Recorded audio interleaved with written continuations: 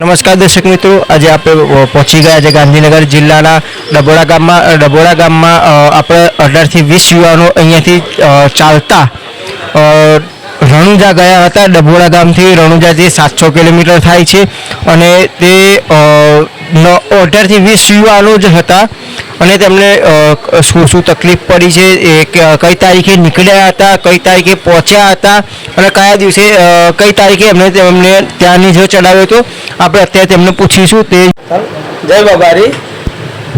મેં બહાર બીજો ગાડી લઈને ભરી હતી, પછી મારે એક સપનું હતું કે ચાલીને જવાનું. બરાબર, સપનું હતું ચાલીને જવાનું, એટલે અમે દરેક મિત્રને વાત કરી કે ચલો આપણે ચાલીને રણુજા જઈએ. અમે બધા 18 મિત્ર ચાલીને રણુજા જવા નીકળ્યા. 10 સેવકમાં આવ્યા હતા સેવા કરવા માટે અને અમે આગળ જ્યાં રણુજા ત્યાં ચાલીને ગયા એટલે સેવા અમને સારી મળી. ત્યાં રાજસ્થાનમાં જ્યાં પણ ત્યાં અમને સેવા બેવા સારી મળી. દરેકને કોઈ જાતની તકલીફ પડી નહીં. અમને કોઈ તકલીફ ના પડી. વરસાદ બી અમને હેરાન નહીં કર્યા. ત્યાં અમને એટલી રામાપીરની દયાથી કોઈ જાતની તકલીફ ના પડી. ત્યાં અમને એક સપનું હતું, અમારું સપનું સાકાર થઈ ગયું. ત્યાં કઈ તારીખે નીકળ્યા હતા, કઈ તારીખે તમે ત્યાં પહોંચ્યા? 7 તારીખે અમે નીકળ્યા હતા અને 24 તારીખે ત્યાં પહોંચ્યા અને 25 તારીખે મારો જન્મદિવસ હતો. એ દાર અમે ત્યાં નેજો ચરાયો. હે બાબારી, મારા મિત્ર વિહાજી એવા વિરમજી મારા મિત્ર છે. કોઈ દાર તો રામાપીના દર્શન નહોતા કર્યા, પણ વિહાજી વિરમજી કરે તે તરીકે પગપાળા સંઘનું આયોજન ગોઠવ્યું હતું. 7/7/2025ના રોજ સવારે 8 વાગે જવાનું હતું, પણ મારા થોડો પ્રોબ્લેમ હોવાથી એ સવારે બીજા દિવસે નીકળ્યો. તો બાબાની દયા કે મારા રણુજા જવા મળ્યું પગપાળા સંઘમાં. કે કોઈ દાર ચાલીને નહોતો ગયો, પણ એ ચાલીને જવાનો જે અનુભવ હતો ને એ કોઈ અલગ હતો. બધા કે ચાલીને જવું, પણ 700 કિલોમીટર ચાલવું એ જેવી તેવી વાત નથી. પગપાળા જાઓ તો આપણને ખબર પડે કે રણુજાવાળો સાક્ષાત હાજરા હજુર છે લાગે. પણ ચાલીને જો 1-2 દિવસ તકલીફ પડે તમને, પણ ત્રીજા દિવસે મને એવું લાગ્યું હતું કે હું ગાડીમાં બેસી જાઉં. પણ બાબારીની એટલી દયા હતી કે બાબારી સાક્ષાત મારા જોડે આવીને કાયદેસર મને દર્શનનો લાભ મળ્યો ને ચાલીને મારા પગપાળા સંઘમાં યાત્રા પૂરી કરી અને બાબારીના દર્શન ચાલીને કર્યો. એ નસીબ છે વિહાજી વિરમજી તરફથી. જય બાબારી.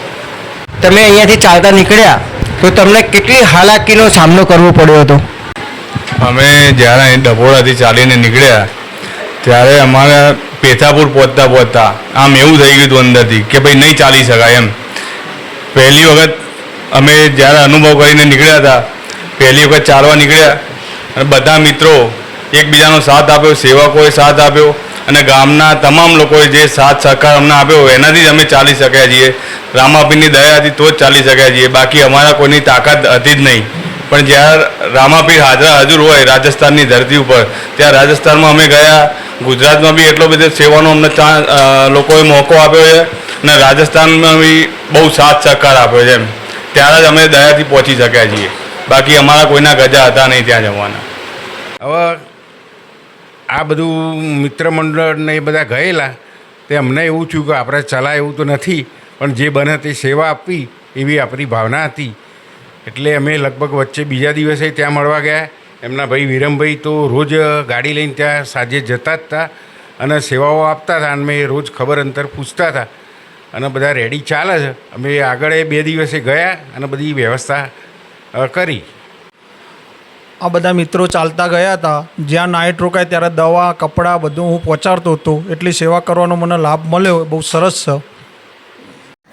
નમસ્કાર દર્શક મિત્રો, હું છું આશ્લેષા પટેલ અને આપ જોઈ રહ્યા છો અર્થ પડકાર ન્યૂઝ. આજે અર્થ પડકાર ન્યૂઝની ટીમ ગાંધીનગરના ડભોડા ગામે આવી પહોંચી છે. ત્યાં એક એવું ગ્રુપ મળ્યું કે આ ગ્રુપમાં 18 થી 20 જેવા છોકરાઓનું ગ્રુપ છે. તે ડભોડાથી રણુજા રામદેવ પીર ચાલતા ગયા હતા. ત્યારે અર્થ પડકાર ન્યૂઝે તેમને પૂછ્યું કે તમે ક્યારે નીકળ્યા હતા અને ક્યારે પહોંચ્યા, તમને ચાલવામાં કેવી તકલીફો પડી, તમને કેટલી મુશ્કેલીઓનો સામનો કરવો પડ્યો, આપણે સાંભળીશું તેમના મુખેથી. આવા જ અવનવા સમાચારો માટે જોતા રહો અર્થ પડકાર ન્યૂઝ. રિપોર્ટર ગીતા જોશી સાથે વિલાસબેન રાઠોડ, હેડ ઓફિસ ગાંધીનગર.